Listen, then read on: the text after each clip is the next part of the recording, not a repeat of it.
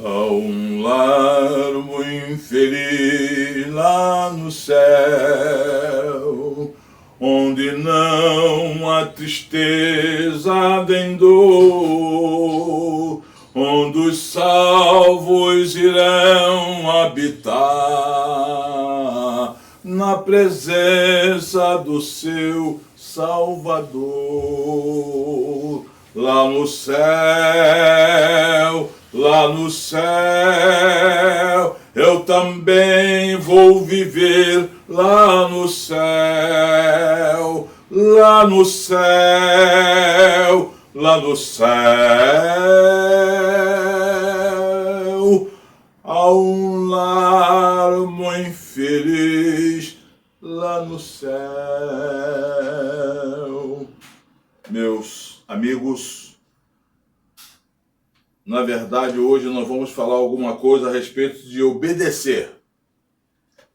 Obedecer, nós vamos aproveitar a oportunidade que o livro de Atos dos Apóstolos, no capítulo 9, fala alguma coisa sobre o encontro de Saulo com Jesus Cristo.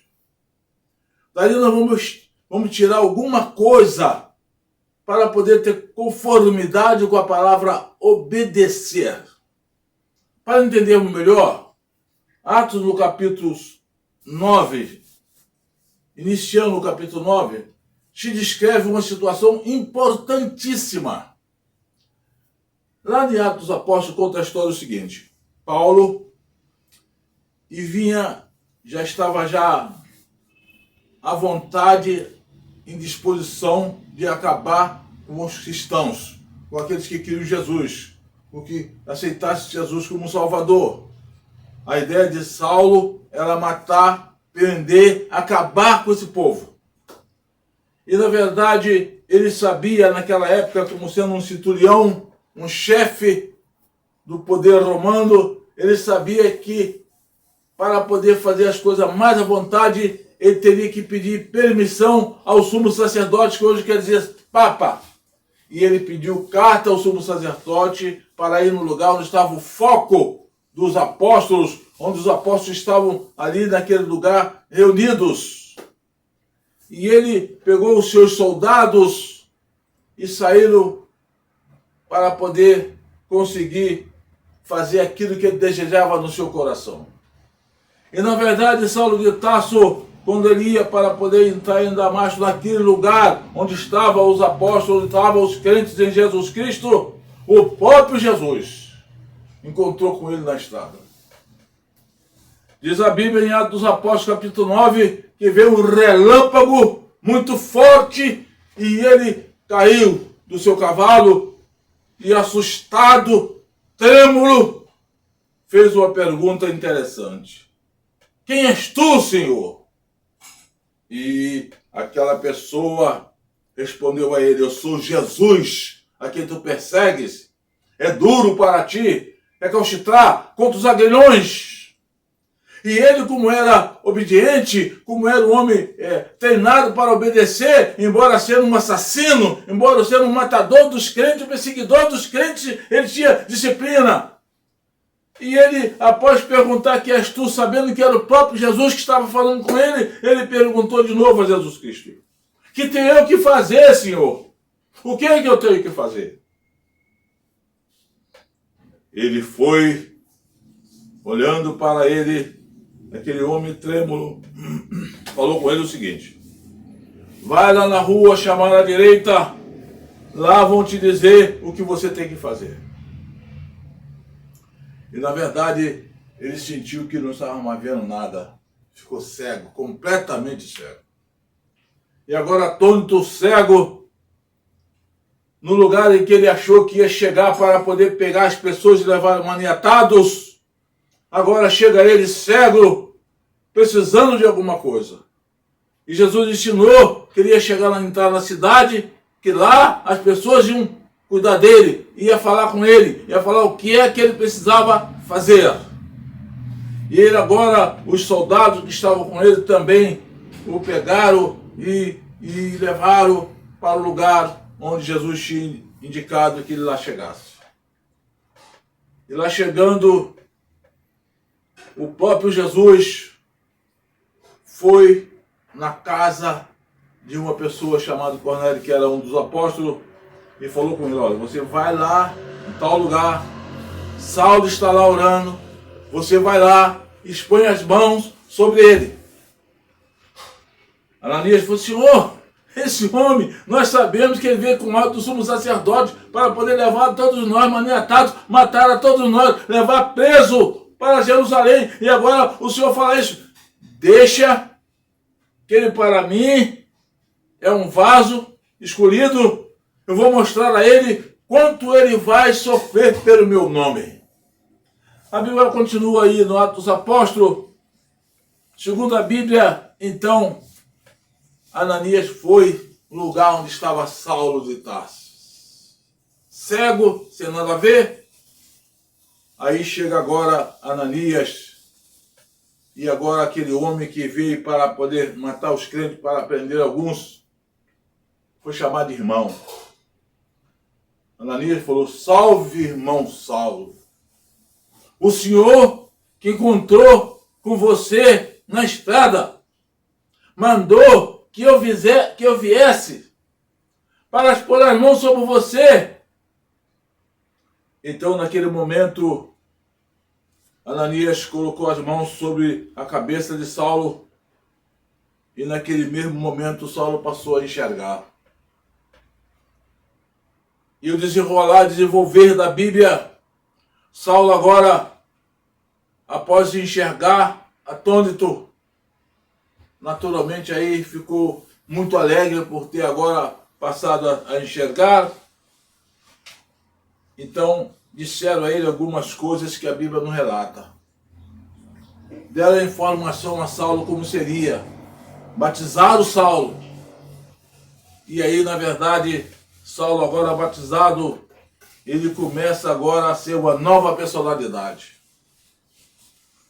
Mas agora o próprio romano, que são, se ficar inimigas, querem matar, até hoje é assim, tramaram para poder assassinar a Saulo. E a Bíblia diz que os seus amigos agora, os cristãos, pegaram Saulo, colocaram num cesto, e pelo muro desceram Saulo e levaram ele para Tarso, a sua cidade natal, onde estava a sua família. E diz a Bíblia que ele foi para Tarso e lá ficou em Tarso. A história conta que ele ficou em média de 7 anos lá em Tarso, sozinho, estudando, junto com seus familiares. Eu vou delongar um pouquinho. Logo depois, aquele Saulo, que era um homem terrível, mas acontece que ele era intelectualizado. Ele foi preparado pelo próprio Deus para falar aos reis, falar às autoridades superiores, porque os apóstolos eram indoutos, os apóstolos eram humildes. Saulo era um preparado. Então, um passo à frente eu vou dizer, o grupo, os 12 apóstolos, precisavam de um missionário. E chegaram à conclusão que devia chamar Saulo, para poder aquela tarefa ser entregue a Saulo de Tarso, a tarefa de dar continuidade à mensagem de nosso Senhor e Salvador Jesus Cristo. Como ele era intelectual, foi também unido com outro também intelectual, Silas. E agora eu dou uma parada ali nessa história. O que é que nós vamos ter de proveito nesta noite, nesta oportunidade, nessa história maravilhosa do encontro de Saulo com Jesus, ou Jesus com Saulo? Muitas das vezes a pessoa, em primeiro lugar, que hoje é o sermão de tópico, a pessoa pensa o seguinte: se ele encontrou com Jesus, ele tem a liberdade de fazer qualquer coisa, ele está superior a qualquer pessoa. Aliás, nós estávamos ainda fazendo um teste com algumas pessoas em Magé. Uma das pessoas que estava presente falou que Saulo era superior a todos os apóstolos. está enganado, ele não estudou.